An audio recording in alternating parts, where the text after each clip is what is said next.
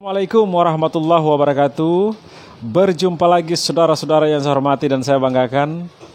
Di sini kita akan membahas salah satu hal yang lagi diperbincangkan saat ini, sebagaimana Pak Prabowo telah memulai menyusun kabinetnya dan telah memanggil para calon-calon menteri di Kartanegara, itu sebanyak 49 calon menteri. Dan diperkirakan Pak Prabowo akan membangun suatu kabinet gemoy besar, yaitu membutuhkan 46 menteri. Itu artinya sekarang lagi ditapis untuk melihat siapa yang lebih siap dan siapa yang punya kapasitas untuk menjalankan setiap kementerian yang akan ditambahkan dan sudah ada, teman-teman sekalian. Dan sebagaimana kita ketahui, berdasarkan berita yang telah disampaikan, yaitu ada 25 atau 24 nama calon menteri yang dipanggil dari kalangan independen atau menteri non-partai. Jadi sebanyak 24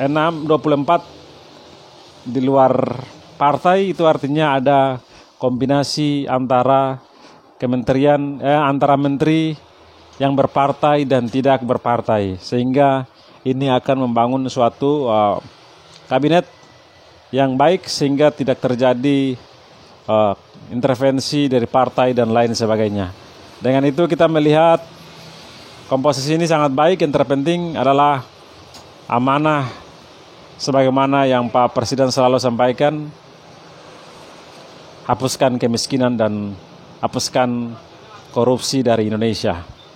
Dan saya boleh katakan ini adalah nama-nama calon menteri, nama-nama calon para koruptor di kemudian hari. Karena setiap rezim pasti ada menteri yang terlibat kasus korupsi. Dengan itu saya katakan ini adalah calon-calon koruptor di kemudian hari bagi yang melakukan perbuatan keji tersebut, saudara-saudara sekalian. Dan selanjutnya teman-teman semuanya, dari 49 menteri atau calon menteri yang dipanggil, ada beberapa menteri dari kalangan wanita, yaitu sebanyak 5 orang. Yang di sini tidak kelihatan adalah menteri luar negeri kita saat ini, yaitu Bu Retno Marsudi. Sepertinya beliau tidak dipanggil untuk bersama atau di kabinet Prabowo Subianto.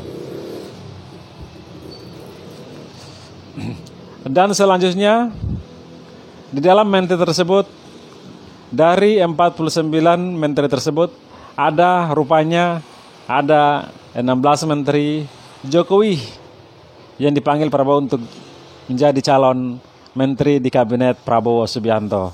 Itu artinya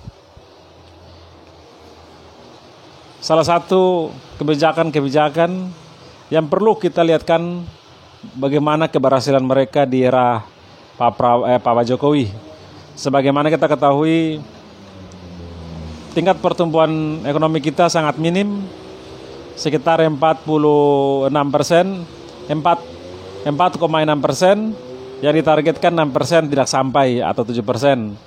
Itu artinya menteri-menteri ini tidak memiliki kapasitas untuk berada di posisi tersebut. Dengan itu harus Pak Prabowo melihat lebih bijak lagi, lebih cerdas lagi, apalagi khususnya untuk Menteri Perdagangan yang saat ini rasa-rasanya sangat tidak sesuai harapan, di mana menteri itu yang dipimpin oleh Ketua Umum Partai PAN, Pak Zulkifli Hasan. Beliau sebagai Menteri Perdagangan, apakah karena beliau telah dipanggil, apakah beliau menjadi kementerian tersebut? Dengan itu saya pertimbangkan dengan keberhasilan diraih tidak cukup memuaskan dan sangat buruk di perdagangan kita, saudara sekalian. Dengan itu Pak Prabowo harus pertimbangkan untuk tujuan apa yang dicita-citakan, kesejahteraan rakyat, menghapus kemiskinan dan lain sebagainya. Saudara-saudara sekalian saya hormati dan saya banggakan.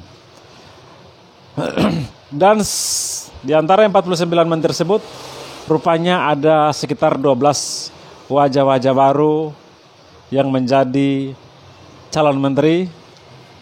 Saudara-saudara sekalian, yaitu salah satu ketua komisi DPR RI, yaitu Mautiah Hafid. Beliau calon menteri dan juga mantan istri dari Ahok, Veronica juga, serta Pak Sekretaris Umum Pimpinan Pusat Sekum PP Muhammadiyah, Profesor Abdul Muti. Itu artinya mereka dipanggil secara tiba-tiba atau kejutan, serta Imam Besar Masjid Istiqlal KH Nasaruddin Umar, serta Komisaris PT Perusahaan Listrik Negara Persero, Ketua PLN Dudi Purwagandhi, dan juga ada politikus Gerindra Prasetyo Hadi, dan juga ada Hanif Faisal Nurofik, nama yang tidak asing, warga Kalimantan Selatan, saudara sekalian, serta ada politikus Gerindra juga, serta Sekretaris Jenderal Sekjen Kementerian Perdagangan, serta ada politikus Golkar Maman Abdurrahman, dan juga salah satu tokoh dari Papua, saudara sekalian, yaitu Ribka Haluk, serta yang terakhir adalah Ketua Gerindra, Waketum Gerindra. Jadi di dalam kementerian ini yang dibangun oleh Prabowo itu ada 4 tokoh Papua yang bergabung atau dipanggil untuk menjadi calon menteri, dan saya rasa akan menjadi calon menteri, yaitu Ibu yang saat ini menjadi PJ Gubernur Papua, yaitu Bu Ribka, dan juga Natalius Pigai.